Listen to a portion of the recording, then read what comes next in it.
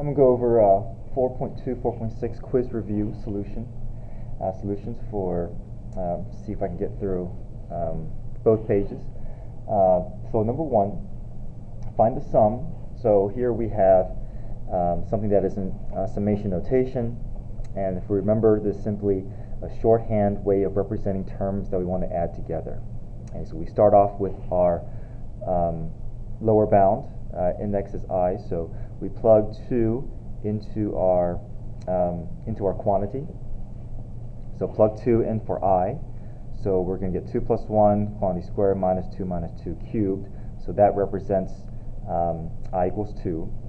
Now we increment, plug in 3 in for I, so that'll be this quantity here, and then we stop at the upper bound, 4. So plug forward to the quantity, and we get this value. So we can use our calculators, plug all these values in. We get 9 plus 16 plus 1 plus 25 plus 8, which is 59. Okay, number 2, we're going backwards. We are taking a sum, and we're trying to convert this back into sigma notation. So the way we do this is we want to identify the portions that are remaining constant and the portions that is changing. Okay, so the portion that's changing will be representative of our I value. Okay, if we look, we see that the numerator is changing 2, 4, 6, 8. So we see that they're incrementing by 2. They're being multiplied by 2 every time.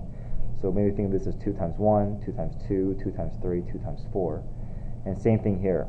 The 2, the 4, the 6, and 8 is also incrementing with the same pattern. So if we put the portions that's staying the same, which is divided by cube root of 5 minus, then we can just try and figure out how we can get the to write a sigma notation so that we can represent this sum. So if we write it as 2I in the numerator and denominator, then we should be able to get this to match our sum. Okay, so if we want to double check our work, we can plug 1 in for I, so we get 2 over cube root of 5 minus 2, which matches our first term. We increment to 2, so 2 in for I, we get 4 over cube root of 5 minus 4, so that works. 3 will give us 6, 4 will give us 8, which is our last term, so we stop there. Okay, number 3, the width in feet at various points along the fairway of a hole on the golf course is given to the right. 1 pound of fertilizer covers 200 square feet. Estimate the amount of fertilizer needed to fertilize the fairway using trapezoids. So first we use trapezoidal rule to find the area, to estimate the area, and then we can figure out how much fertilizers we need. So if we look at the way that everything is divided up, the intervals are all equal.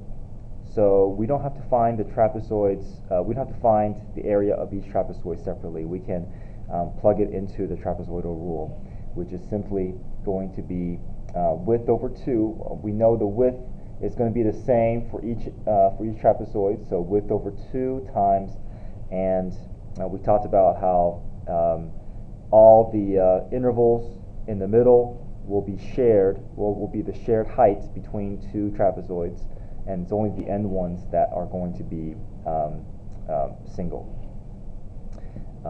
So h sub 1 plus 2h sub 2 all the way to the last height, which is h sub n. Okay, so that we just plug in. We have f of 100, f of 200, f of 300, and I just went ahead and I plugged in all those heights, or all those all those heights being, so 80, 85, 95, 100, all these are being multiplied by 2. The only ones that's not multiplied by 2 are the ends, which is 0. So here we have the heights of 0 at the ends. Okay. Times 100 over 2. 100 is the width for each interval, and that's 50 times all this. Plug in your calculator, which will give you 1780. Multiply that out, we get 89,000 square feet. Okay, so we have 89,000 square feet that we have to cover. but fertilizer will cover 200 square feet per pound. So if we set up a portion where we can cancel out the square feet, divide this out, so we're going to need 445 pounds of fertilizers to cover the entire golf course. But of course, we're using they're telling us to use trapezoids to do an estimation. Okay, number 4, we want to use 3 middle rectangles to approximate the area of the region bounded by our function, the x-axis, 0, x equals 0, and x equals 6. So we have our enclosed region from 0 to 6 in between the curve and the x-axis, but we want to use middle rectangles. Okay? But first, before we can figure out the midpoint of each rectangle, we need to identify what the interval is going to be. Okay, what the left and right endpoint of each rectangle will be.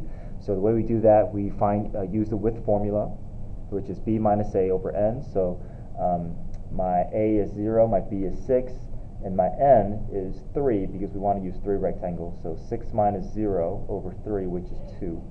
So we want to increment by 2 starting with my left endpoint. So I draw my sketch of x squared plus 3. Increment by 2, so from 0 I go to 2, plus 2 is 4, plus 2 is 6. So my 3 rectangles are going to be have width of 2, right? But the height that we want for each rectangle is going to be determined by the midpoint x value of each, based off of each rectangle. So between 0 and 2, the midpoint is 1. So the height of my first rectangle will be f of 1. The midpoint between 2 and 4 is 3, so the height of my rectangle is going to be f of 3. And midpoint between 4 and 6 is 5, so f of 5 will determine the height of my third rectangle. So I'm just going to go ahead and add the areas of each rectangle. So my first rectangle is width of 2 times f of 1. Second rectangle, width of 2, f of 3 times f of 3. F of 3 again is the height of my second rectangle, and then 2 is the width of my third rectangle, and f of 5 is the height of my third rectangle. Okay? So I'm plugging all those values back into the original equation, and I'm going to get height of 4, 12, and 28. So width times height, width times height, width times height. Add all those areas together, and we're getting an approximation of 88 using 3 middle rectangles.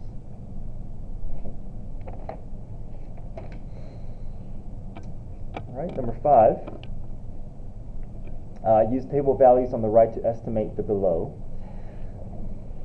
Okay, so for part A, we're using 3 left-handed. Want to use 3 left-hand rectangles with the intervals indicated by the table to estimate the area between the curve and the x-axis from the interval from 0 to 7. So I'm only going to be using these values from 0 to 7, so we're going to take out 10 and 5. Okay. Now the intervals that we're using 3 left-handed rectangles, so we can think of it as here we have one interval from 0 to 4, second interval from 4 to 6, third interval from 6 to 7.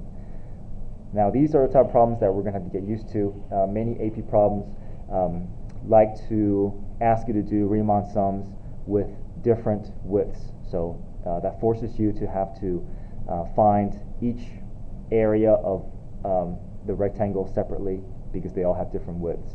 Now, hopefully you won't have to draw this out every time, but I'm just drawing this out so that we can kind of get a visual as to how these rectangles look. So my first rectangle has a width of 4, my second rectangle has width of 2, my third rectangle has width of 1. Again, we have to use the intervals that they give us to determine the widths. Okay, but we want left-handed rectangles, so we want the left endpoint of each rectangle to be hitting the curve. Okay, so between the first rectangle, for the first rectangle, we want to choose f of 0, which is 5. For the second rectangle, we want to choose f of 4, which is 3. And third rectangle, we want to use f of 6, which is 2. So we have the heights of each rectangle, we have the widths of each rectangle, so then we just go and we add those up. So 4 times f of 0, 2 times f of 4, 1 times f of 6. We have width and height for each rectangle. Add those up, and we're going to get 28. Okay. All right, let's see if I can get through one more. Part B, use two middle rectangles, intervals, with intervals indicated by a table to estimate the area between the curve and the x-axis on interval from 0 to 10. So here we want to split from 0 to 10 into two intervals. So we're going to do from 0 to 6 and then from 6 to 10. Again, we have to use the intervals that they provide for us. So the way I draw this out, I have my first width being 6 and my second width being 4.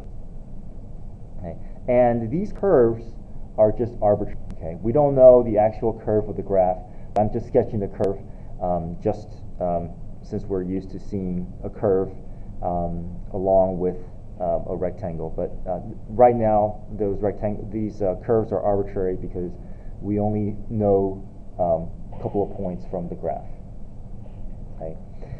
So now we want to choose the midpoint. So technically, the midpoint between 0 and 6 is 3, but because the interval they give us is 4, 3, we want to use the quote-unquote midpoint of this rectangle based on this interval, which is f4. So f of 4 gives us 3, and the height we want to use for the second rectangle is f of 7, which is height of f of x, f of 3, or has the y value of 3.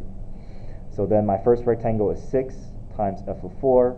My second rectangle is 4 times f of 7, which is the height of my second rectangle. So 18 plus 12 gives me 30.